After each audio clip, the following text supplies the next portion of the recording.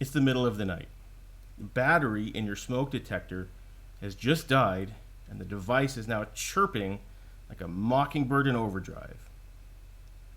Bleary-eyed, frustrated, and barely conscious, you stumble barefoot across your bedroom en route to render the detector silent when it happens.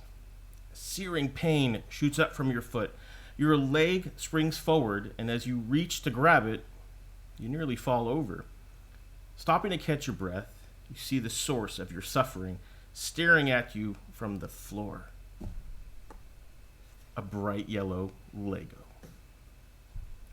Of course, Gauchos are more likely to step on tar balls, but I'm sure you can sympathize, or perhaps even empathize, if you played with Legos as a kid.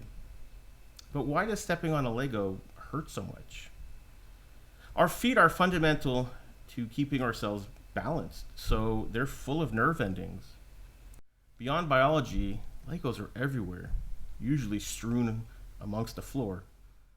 They also have really sharp corners that can cut you like a knife, and each brick can support 953 pounds of pressure, which means when you push on it, it's pushing back.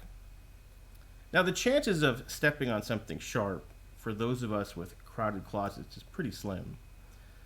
But what if this was a recurring risk to your health?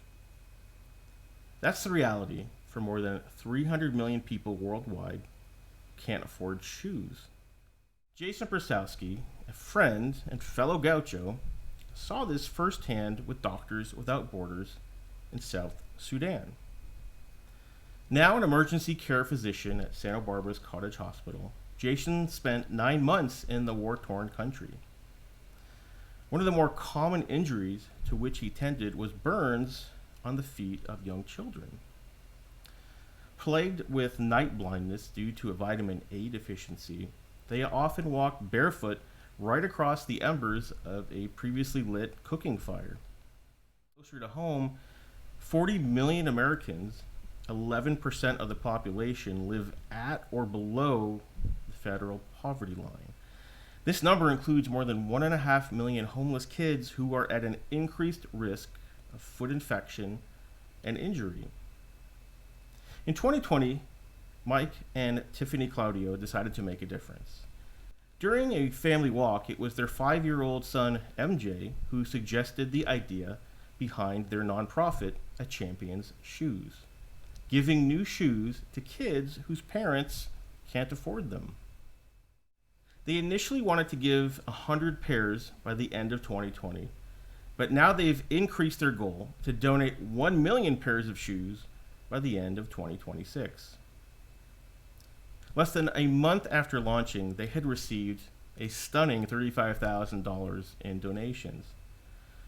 Budgeting $50 per shoe, they were able to buy and ship 360 pairs between November 19th and December 21st, 2020. Tiffany and Mike purchase up to 250 pairs in a day at various retail outlets, taking advantage of discounts and deals as often as possible. They're working on bulk purchasing opportunities with retailers and wholesalers, but for now it's a very personal process. Each pair of shoes is gift wrapped and includes a handwritten personalized card that reads, "Go be a champion." 50 volunteers have helped them send shoes to 10 states, including California, Michigan, Missouri, and New Jersey. However, recipients in Owsley County, Kentucky have really resonated with Tiffany. One of the most food stamp dependent counties in the country, 56.3% of kids who live there are doing so below the poverty line. One 17-year-old girl wears a size 14 double wide men's shoe and had to make do with just 1 pair of Crocs. Tiffany and Mike were able to buy her 5 new pairs of shoes. 1 foot at a time, you can give kids hope for a happier tomorrow. I challenge you to count the pairs of pumps and the wealth of wingtips in your closet, and then donate at least half of that number to help others step into the shoes of a champion.